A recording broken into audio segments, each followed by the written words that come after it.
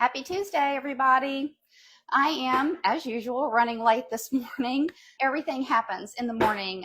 It doesn't matter what time I get up. I'm always running late. The goats are upset with me. Nessa is banging on the door, so I'm going to go ahead and get started. Get the hands washed real quick here. Okay, girl. Hold on a minute. Don't tear the place down. Let's get her in. Good morning, Nessa. See, you're a little grumpier than usual this morning, girl. All right. Time to get this party started, huh? Yeah, you don't care what happens in the morning that puts us behind, do you? You ready for breakfast? All right. And get her udder wiped down, and then I'm going to see if I can get my iPad logged in so I can see what y'all see. I'm surprised these udders aren't dirtier than they are because we've had so much rain here. I'm sure y'all are aware or have heard of the tragedies that have happened here in Central Texas with the rivers overflowing. Such a sad, sad scenario. We've had lots of people checking in on us here. We've been fine. Our river crested, the one that's local to us, crested a couple of days ago at about 5 feet below flood. So I think on Saturday we got about 6.5 inches of rain in just a couple of hours, and the water rose very quickly and got within about 2 feet of our back door. But as soon as that rain cell moved away, the water receded very, very quickly. Thankfully, we have lots of good drainage here on the property. Okay.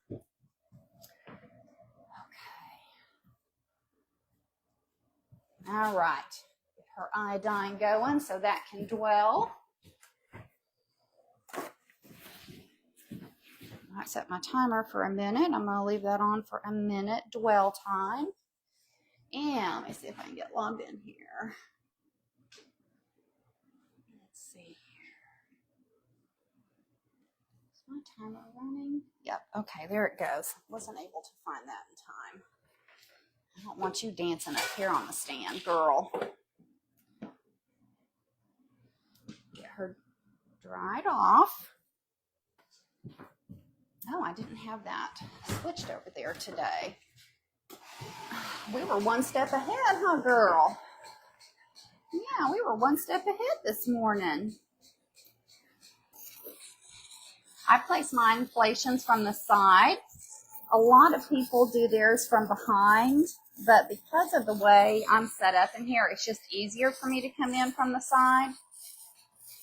Girl, Nessa always has this one side that does not like to go in over here. I need to remember to hook her up on this side first because we're going to empty faster on this side now. No, she's got that wonky position on that teat over there that does not like to get sucked down into the inflation. Oh my goodness, it is so humid. I walked out of the house this morning and immediately started sweating. I think it's going to rain again today a little bit. It's so wet outside. I'm surprised the mosquitoes aren't carrying us off, but so far so good. We've had rain for weeks and weeks and weeks around here. It's been terrible. The ground is saturated. So every time we get rain, it just sort of sits on the surface for a little while. It's not soaked in immediately. There's rain sitting in the drainage ditches. Water sitting in the drainage ditches. And of course you can't get in there to mow because it's so soggy. I hear Priya's babies out there causing a ruckus. They are ready to see their mama this morning. Okay, well, you licked that bowl clean, didn't you, girl? Yes, you did. You're hungry this morning, huh? Yeah. All right. Get the last of this milk out here. The milk machines never get every last drop. There's always at least a couple of squirts in there. Some goats I get quite a bit out. It just kind of depends on the goat. Put some spray on here to seal up that orifice so we don't have to worry about her laying down outside and getting some bacteria up in there, causing an infection. We always want to protect our udder. Okay, my friend, you're going to get every last little crumb, aren't you?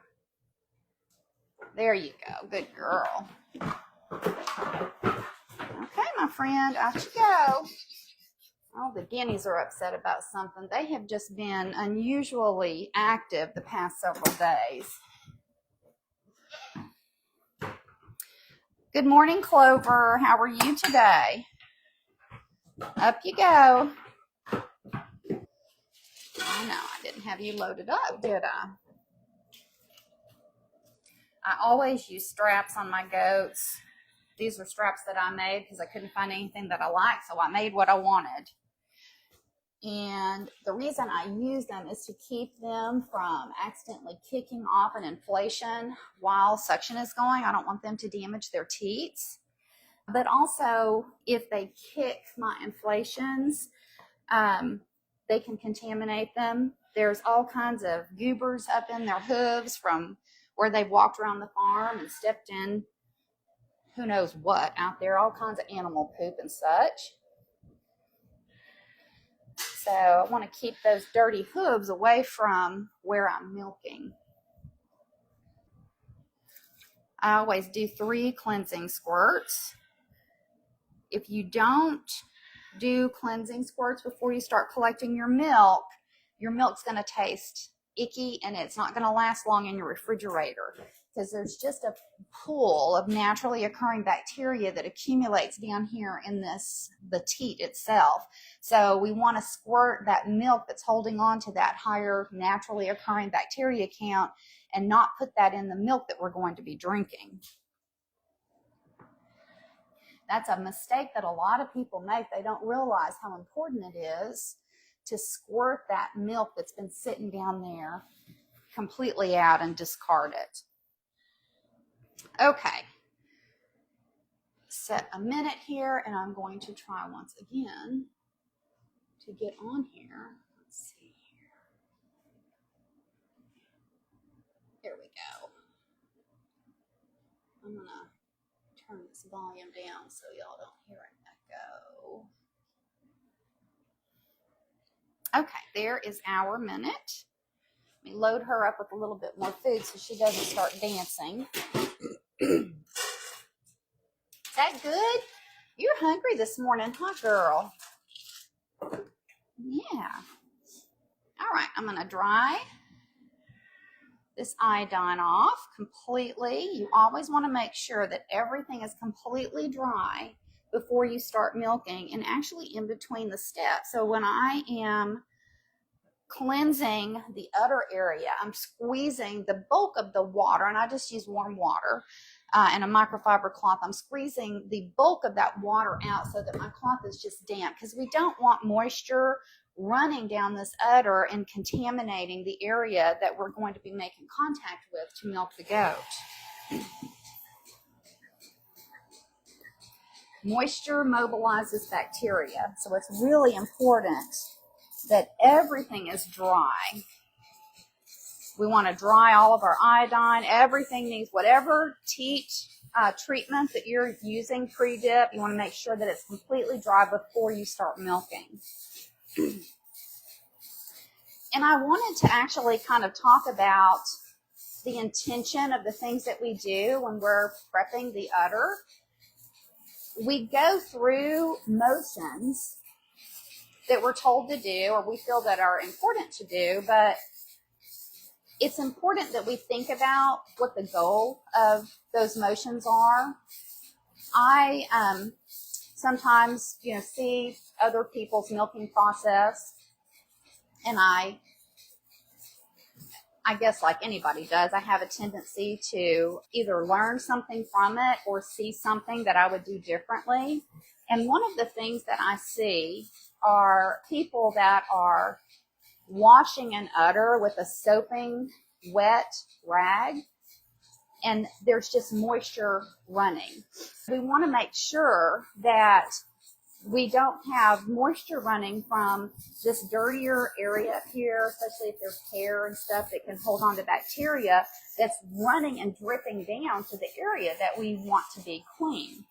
The other thing that we need to pay close attention to is when we do our teat pre-dip, we want to make sure that we are covering the entire surface of that teat, as well as where the teat is making contact with the udder, where it goes from teat to udder.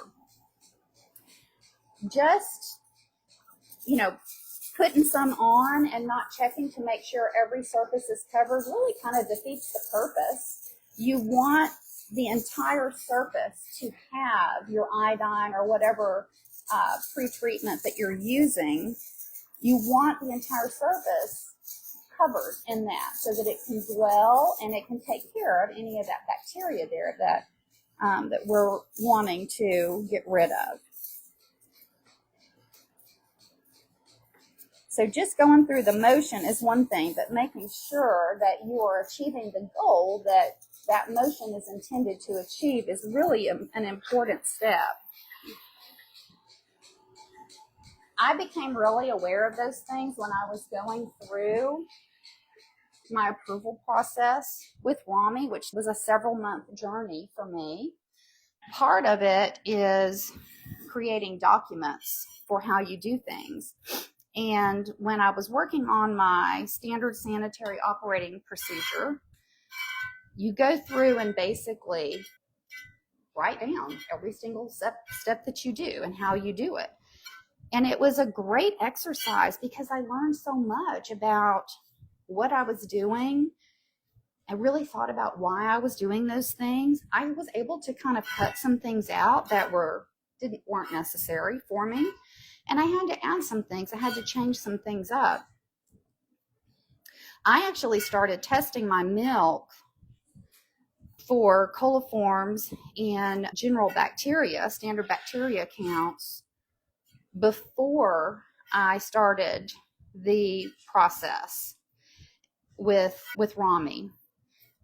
And it took me a good while to get things under control. I was, quite frankly, very, very, very humbled the first time I set plates, because I'd been drinking my milk for a really long time. But when I set those plates and I saw how high the bacteria counts were, I was flabbergasted. I thought, oh my gosh, this has to be a mistake. So I set them again. Yeah, it was correct. And so then I sat out on a mission to try to figure out what was it that I was doing wrong. And I learned so much during that time. I mean, I tested and tested and tested. I tested individual goats. I tested individual batches of milk before it was refrigerated, milk after it was refrigerated, milk that was fresh, milk that was a few days old. I did so many tests, and I did so much troubleshooting with changing things in my procedure to try to figure out, like, what was it? And for me, it came down to two things. One, I was not using an iodine pre-dip. That made the biggest difference for me.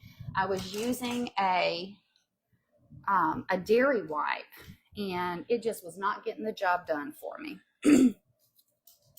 The other thing that I was doing wrong, and this is something that I see so many people doing, was using one container with my warm water in it and one rag in there that I was cleaning an udder with, putting it back in there, and then using it on the next goat. And I see so many people doing that. That was a huge game changer. When I went to individual clean cloths for each goat, that drastically dropped the bacteria counts in my milk. So that was a huge learning exercise for me. Sometimes it's just something so simple. You know, you can overcomplicate things as well. I see people sometimes doing way too many things. They want to do things the right way. They want to make sure everything is sanitary, and they are doing so many things. And when you overcomplicate things, it's easier to make mistakes and actually cause more of a problem. I was a neonatal ICU nurse for a long time. And my husband is a retired Marine, so we moved around quite a bit. And at two of the hospitals that I worked at, I wrote policies and procedures for the NICU. And I learned when I was doing that you want to use as few steps as possible to achieve the best outcome possible. So you don't want to put yourself in a position where you've got so much going on that you miss something or you mess something up and it creates a problem for you. So when you're working on your process with collecting your milk, cleaning your equipment, caring for your goats, all of those things, do the minimum that you can do to achieve the best goal possible. I see a lot of people, even with goat nutrition, that really overcomplicate it. And I was guilty of that as well. When I first got into goats, when I went back when they were just going to be my pets, I researched all the things, and I wanted everything to be the natural way to do things. And I tried mixing my own food, providing all of these tons of supplements. And first of all, I was so worried that I wasn't providing the best nutrition because I wasn't a nutritionist mixing this stuff up. Second, after several months, it became pretty clear to me that my worries were justified and my goats weren't as healthy as they could possibly be. So I went back and looked at different feeds that had been formulated by people who do have nutritionists on their staff, and started looking at the different nutritional requirements for the goats that I have that were different. You can't cookie cutter your goat care.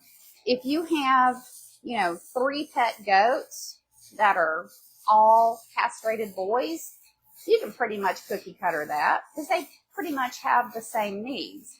But when you have pregnant goats, lactating goats, intact male goats, and castrated male goats, and growing kids, all of those goats have different nutritional requirements. So if you try to cookie cutter their nutrition, you're probably going to wind up with some issues. Taking care of goats is a little bit more complicated than most people think it is. All right, sweet girl. Just giving her a little massage to get the last of what we've got in there out. When you're using a machine, you want to be very careful that you don't leave your inflations connected beyond milk flow because you can get some teat damage, and we never want that. And the other thing that I need to do is I did a deep clean, and since I turned this on, I have not checked my suction pressure. So I need to, the next time I hook up a goat, I need to take a quick peek over there on my machine and make sure that I'm bouncing right around 11. 11 is a good pressure for all of the girls that I have on the milk stand right now. And I like to just kind of bounce right around that 11 mark. All right, girl. Miss Mia, you are so sweet. You all done, baby? All right, down you go. You got some beard hairs up in your mouth this morning, huh? We might need to trim those. You got problems with that quite frequently. I know I smell like those old stinky bucks, don't I? The boys were extra friendly when I was making rounds this morning, and I definitely smell like an old stinky buck. And she's been in heat, so she noticed that they had rubbed on me. Come on, baby. Out we go. All the way out. Have a nice day. It's so funny that she noticed that. All right, I'm going to check my milk level right quick. Okay, I'm good. Get one more girl in here. Good morning, Stella. How are you today? Hold on, Neri. You got to wait your turn, baby. Up you go, girl. All righty. Boy, y'all are really tracking in all kinds of stuff this morning. Yes, you are. That's why I like to use these little Chuck's pads. They keep the area that my inflations are laying on away from all the stuff that they are tracking in with their feet when they walk up here on the milk stand. Okay, sweet girl. Everyone's finally starting to come out of heat now. Everyone kind of within a few days of each other have all sort of sequentially gone into heat recently. And that always kind of creates chaos. Milk production drops, personalities change. Clover in particular becomes a real you-know-what when she's in heat and just gets really aggressive towards the other girls. Clover is our second in command behind Nessa. Nessa is our herd queen. But Clover really wants to be. So she is a genuine mean girl. The other girls do highly respect her. They know if they see her coming, they better tuck the tail and run the other direction. It's funny how goats have that hierarchy, and it literally goes all the way down to the lowest one on the totem pole. If you just sit and watch in your herd of goats, you can pick it out really easily. Every once in a while, the hierarchy will change a little bit. I do notice that my does that are a little more skittish amongst their herd members, once they have babies for the first time, they get pretty brave. And we see a change in the dynamic within our herd when they are introduced back with their kids because, you know, they got their mama bear pants on at that point. Is that good, Miss Stella? Pretty good stuff, huh, girl? She's picking through all of the various pellets that are in her feed and licking the powder. I guess that's where the concentrated good stuff is. Okay, we just hit a minute dwell. So I now use Dairyland brand 0.5% pre and post iodine dip, and it's made obviously for dairy production, so it's got a little bit of glycerin in it to help protect their teats. All right, my friend, get you hooked up here, and then I need to check over here, make sure. And I'm actually just a smidge high. I'm going to tweak this back a little bit. So it's good to check your suction pressure anytime you break down your equipment and put it back together. I do my deep clean every Monday. I break the inflations, the claws, everything gets broken down. All the hose pieces are disconnected, and everything gets a really big super scrub and sanitizing rinse. I do it every 7 days during the spring, summer, and fall. In the winter, when temperatures start to drop and our humidity drops, I can go closer to 2 weeks. But for the sake of just keeping things the same and not having to keep up with, 1 week you do this and the next week you do that, I just keep everything the same. So depending on where you are, you may be able to get away with a deep breakdown clean less often, or you may have to do it more often, just depending. The environment that we live in makes a huge difference. Where you store your equipment makes a big difference. There's all kinds of factors that impact the way you need to do things. And that's why it's great to start off with a guideline maybe that somebody else is following, but you are probably going to need to tweak that so that it works best for you. There's so many variations that make a difference in how we need to be collecting our milk and the procedures that we need to keep in place for keeping our equipment nice and clean. It's really interesting to see how fast bacteria levels will start to climb in your milk once you hit whatever that number of days is with your equipment. So for me, once I hit day 10 in the summertime, it is crazy at how much of a difference I have in bacteria counts. So we've chosen day 7 as a cleaning point for us. All right, my friend. Okay, so instead of the Fight Back spray, Stella still has a kit on her, although I haven't visibly seen her nurse. I'm pretty sure she's still nursing some. So I use the 0.5% iodine and just do a little nip tip dip here. And then we're going to let her out for the day. Are you all done, baby? All right. Out you go. Have a nice day. Nikolai's laying out there waiting on Neri. Okay, let me wash my hands real quick, and I'm going to thin out the amount of milk that's in my collection jug. I don't want to overflow that. It creates all kind of a mess when you've got to clean overflowed milk out of your machine, and it is no fun at all.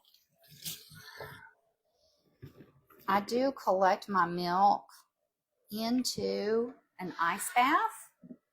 Not everybody does this, but the faster you can get your milk chilled below 40 degrees, the better, because that is going to really suppress bacterial growth. And all milk is going to have some bacteria in it. That's just the way it is.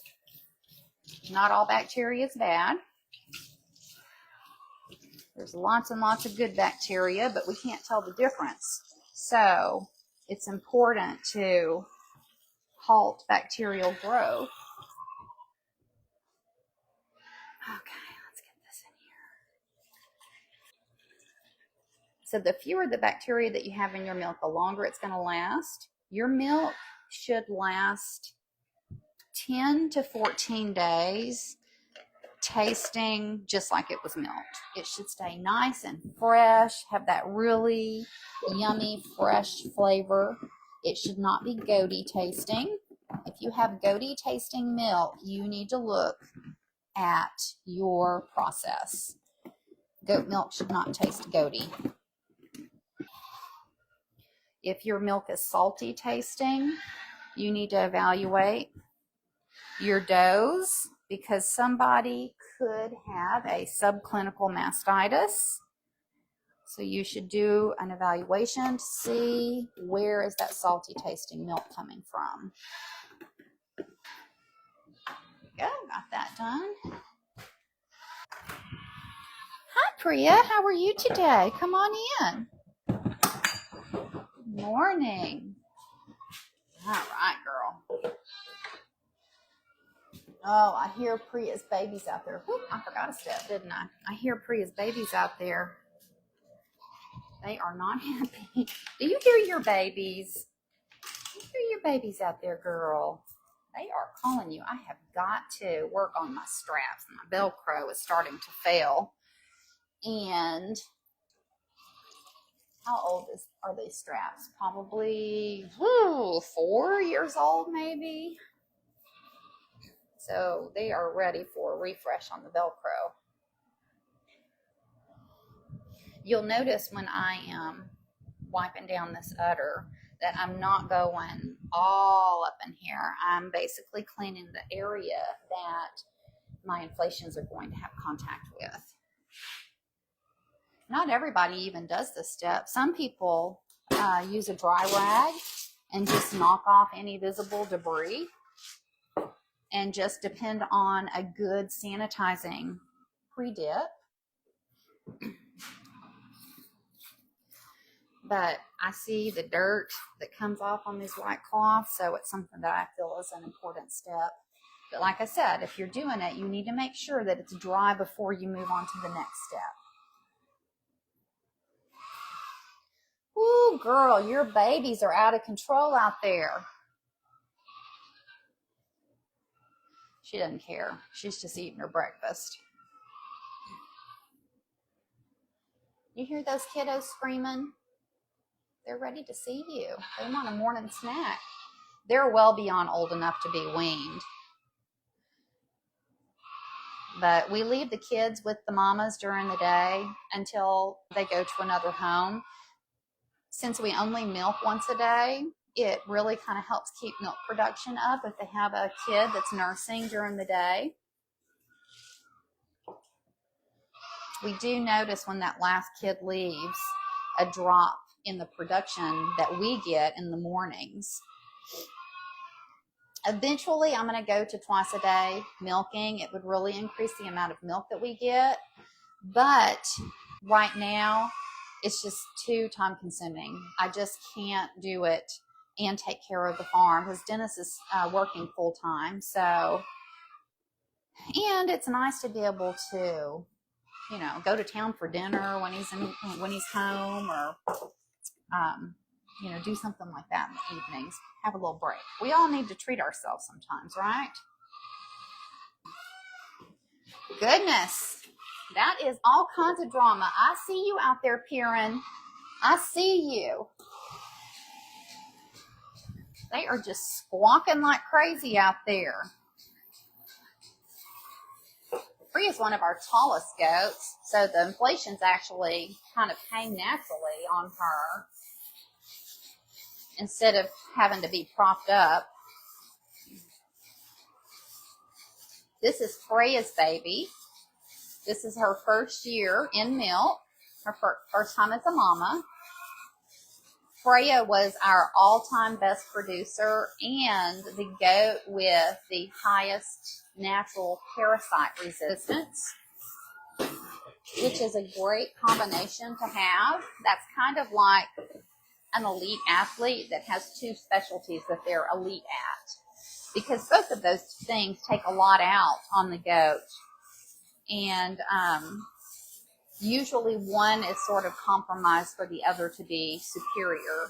So it's really great when we have a goat that can do both things. And it looks like Miss Priya is going to follow in her mama's footsteps. She's got lovely capacity for a first-time mama in her udder. And she always runs a 1 or a 2 on her Framacha score, which tells us that she's doing a really great job fighting off intestinal parasites. She's never had a dewormer. It's actually really quite rare for us to have to use a dewormer in our herd. We had a really big problem with barber pole worms when we first moved here. I have a whole story about that I'm not going to bore y'all with right now, but we got ourselves into a big pickle and our goats were dying. I mean, it was really sad. And that's how I learned so much about barber pole worms, parasite management, and what led me to become a certified FAMACHA instructor and parasite management educator. I just learned so much over about a 2-year period of trying to save my goats. We moved from a forested area where the goats were eating out of the trees. They were eating their natural diet, bramble, just vegetation that was growing in the woods. They weren't grazing off a pasture. The pastures are where the worms are. So that was a whole new learning experience for me. So once we implemented quite a few management strategies and got our situation manageable, we began breeding for parasite resistance. That is one of the things that we really try to do because it's a heritable trait. So not 100% heritable, but a pretty high percentage of heritability. And we've had really great luck with that. Nessa, who came in first, who is also from this line, same mama, is, how old is Nessa now? 7 maybe? She's never had a dewormer in her life. And, you know, even through kidding, being pregnant, raising babies, making lots of milk, all of those things that we know decreases immunity and can lower that threshold, the ability for them to fight off intestinal parasites, she just sails right through it. And this gal has done the same thing. Of course, this is my unregistered line. That's the way that always works, right? The mutts tend to be the healthiest. Okay. One more girl to go. Hey, Miss Neary, good morning. Are you the last man standing this morning? Come on in, girlfriend. How you doing today, baby? Your baby is pleasantly laying on the porch out there waiting for you without being obnoxious and screaming his head off. Neary still has one baby here this year, little Nikolai. Her little doeling went to a new home already. Sweet little Nikolai. That was his best friend. His sister was his best friend. Neary really didn't care when Nadia left, but Nikolai looked for her for a whole day. It was really pretty sad. But that's all part of it. We can't keep everybody. I'd really have goats running out my ears. Last year, I think we had 23 kids last year, I think. This year we had 9 because we didn't breed everybody. We did extended lactation with some of our girls. Nessa and Clover are still in extended lactation. So we'll be breeding them to kid again this year. And Clover has just been a champion with it. I'm so pleased with how much milk she's still given us. And she's way over 400 days into her lactation. So I'm going to cross my fingers and hope really hard that she has a little doeling the next time she has kids and that those fabulous genetics get passed along. Cross my fingers. I'm still kicking myself in the rear end. She had a beautiful little girl that I placed. I think it was her last. I think that little gal was the last time she had kids. It was a little chocolate blue-eyed doeling. She was so pretty. I should have kept that baby. If I would have known that she was going to do so well with extended lactation, I would have kept her. But it's definitely not something that every goat is cut out to do. But if we can extend these girls for 2 milking seasons, then it's easier on them, and we don't need to find homes for as many kids, which is a bonus. All right, my friend. Neri is so sweet. Such a sweet girl. You need a little bit more, baby.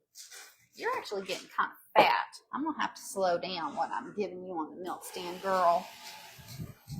Or maybe cut out the amount that you get at night. They do get to a point in their lactation where they don't need to be supported as richly with nutrition as their body adjusts to the lactation. They get to a point where they peak and then gradually just kind of start to fall a little bit at a time. It's different with every goat. That's why the extended lactation doesn't work with everybody. Some of them just can't keep up production beyond 1 milking season, or at least not a lot of production. But Neri is kind of getting fat a little bit. Am I telling on you, girl? Yeah. Am I telling on you? All of my girls really do pretty good on the milk stand. We start training them to come up these stairs and go up here just a little at a time before we're actually ready to put them on the stand. But it's a little bit of a process to get them used to leaving their babies behind in the barn and coming in here. And then, of course, kind of coming up these stairs is kind of awkward. I mean, goats do like to climb on things, but this is just something different and new to them when they come in here for the first time. Of course, it smells different in here. It sounds different. It feels different because I've got the air conditioner running, or the heater in the winter time. So it's a lot for them to get used to. So we just do it really slowly, a little here and there, coaxing them up the stairs with a little bit of food. And then we'll get to a point where we just turn on the milk machine so they can hear the sound, but we're not actually attaching them. We don't start milking them actually until the kids are over 15 pounds. So usually around 17, 18 pounds is when we start milk sharing. And we separate the babies from them at night. We have in our dairy barn, each mama has their own sleeping stall, and they are in there. They have their babies in there. It's a safe place for them, especially for somebody like Neri, who's lower on the totem pole. She doesn't have to worry about being bullied while she's in labor. She feels very safe getting to know her kids without having to feel like they're in danger by maybe another doe that might want to come over. And some of them are kind of hateful. They'll come over and grab them by a tail and kind of sling them. It's just sort of one of those things that some goats do. So they don't have to worry about any of that business. It gives babies a few days to get solid on their feet. We keep them in the barn with their mama until they weigh 5 pounds. That's our goal for letting them out into the pasture, because we do have overhead predators, and we like for them to be a little bit more substantial in weight before we put them out in the pasture. We had our first coyote. I've never seen a coyote on this property. We've been here for 6 years. Never seen a coyote on this property. And lo and behold, we had one that the guineas alerted us to. I guess it's been about 2 weeks ago now. And she was over, Ren has a broken leg. So I've got her and her mom in the dairy barn, and I had the roll door up with the gate, closing the opening. And the guineas just went bananas. Dennis and I were sitting outside, and we walked from the back porch over around to the back of the pole barn, and the coyote was standing there right where the door to the dairy barn was, which really freaked me out. So she sure enough, is feeding 2 pups. We saw them probably 3 or 4 days later.